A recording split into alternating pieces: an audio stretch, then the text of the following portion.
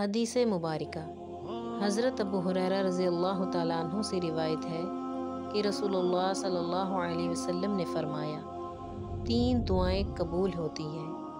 ان کی قبولیت میں کوئی شک نہیں۔ نمبر 1 مظلوم کی دعا، نمبر 2 مسافر کی دعا، نمبر 3 والد کی اپنی اولاد کے حق میں کی گئی دعا۔ حضرت ابن عمر رضی اللہ تعالیٰ عنہ سے روایت ہے، رسول اللہ صلی اللہ علیہ وسلم کا ارشاد ہے کہ لا الہ الا اللہ والوں پر نہ قبروں میں وحشت ہے نہ میدان حشر میں۔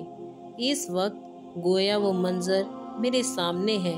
کہ جب وہ اپنے سروں سے مٹی جھاڑتے ہوئے قبروں سے اٹھیں گے اور کہیں گے کہ تمام تعریف اس اللہ کے لیے ہے جس نے ہم سے ہمیشہ کے لیے رنج و غم کو دور کر دیا۔ حضرت ابن عباس رضی اللہ تعالیٰ عنہ سے مروی ہے، رسول اللہ صلی اللہ علیہ وسلم کا ارشاد ہے کہ جو شخص کسی مسلمان کی پردہ پوشی کرتا ہے اللہ تعالیٰ قیامت کے دن اس کی پردہ پوشی فرمائے گا۔ جو شخص کسی مسلمان کی پردہ دری کرتا ہے